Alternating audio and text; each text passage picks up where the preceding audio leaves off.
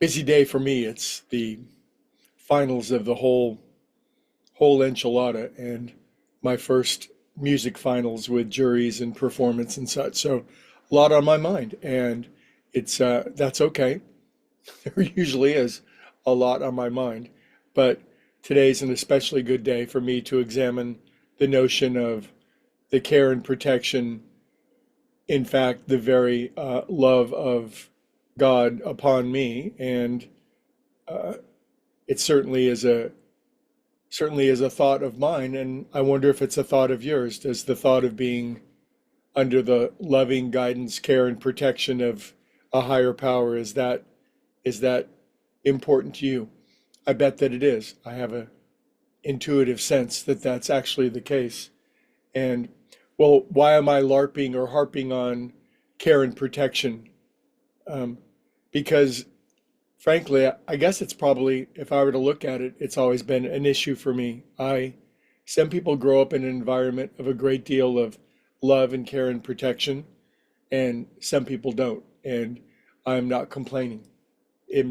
That's just, you got to kind of stick with your own story. And then through natural like attracts like and resonance, we'll inevitably find where we fit into the scheme of things. But uh, sometimes I think, well, why am I into this spiritual seeking and this yoga and this meditation and this various examinations? And I'm a seeker. So are you. We seek these larger, higher answers. But I know for me, without a doubt, the if I was probably to boil it down based on what I grew up in, I was always looking for care and protection and love in an environment where I pretty much couldn't find it. It wasn't there. Now, this is not to say that it wasn't there in the larger sense. I certainly had siblings and a loving mother, but still, in the environment that I grew up in, the my nervous system was tuned away somehow through experience, through circumstances, through conditions. It was always a sense that there was not care and protection, and there certainly wasn't uh, a bubbling, effervescent, percolating feeling of love most of the time. So, it's like, well, we go out and we search for it and we seek it, and we try everything we can get our hands on. We try all the things the world says.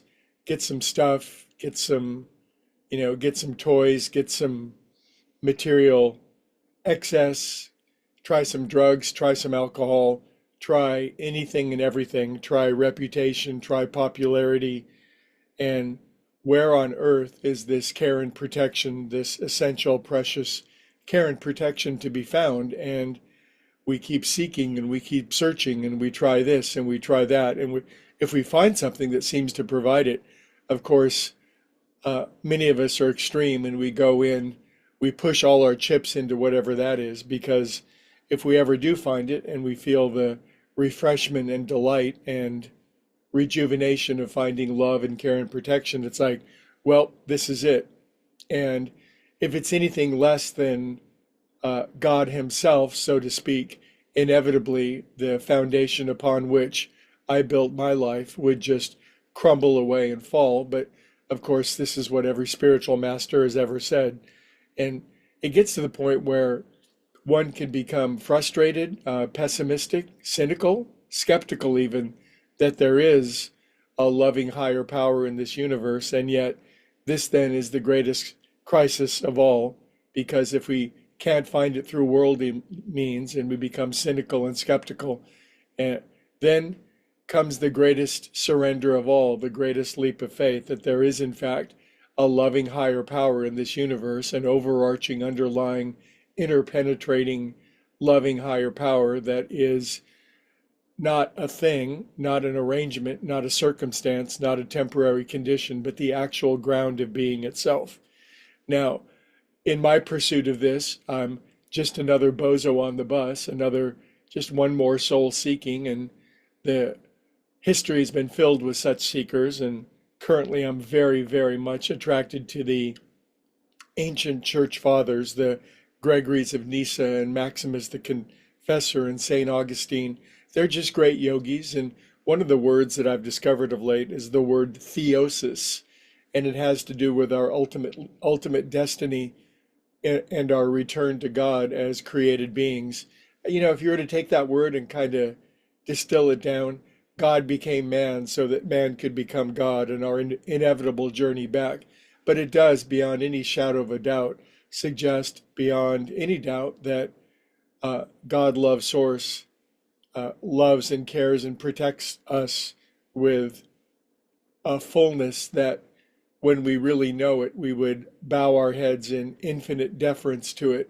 And I guess why I find it significant and why I'm mentioning it, because not all spiritual systems or even religions talk about the love and care and protection of God. And this is not to judge or to criticize, but the fact we all get a religion, a spirituality, and an understanding of our own understanding. And for me, just for me, my God has to be a God of infinite loving care and protection. And that's simply the the existential line in the sand that I draw, because I certainly love and care and protect. I know that you do with your kids.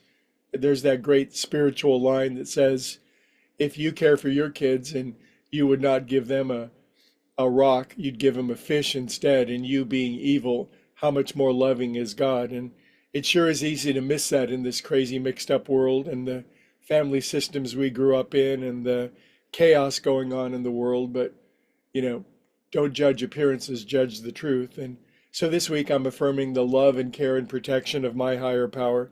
And I think if I find mine, and I think if you find yours, I think we find the same one together. And that is a glorious destiny that we all share. That's our theosis, so to speak. And big topic. And I must go do my finals, and wish me luck and care and protection as I live life at the leading edge of infinite adventure, as you do as well. Have a beautiful day, you guys.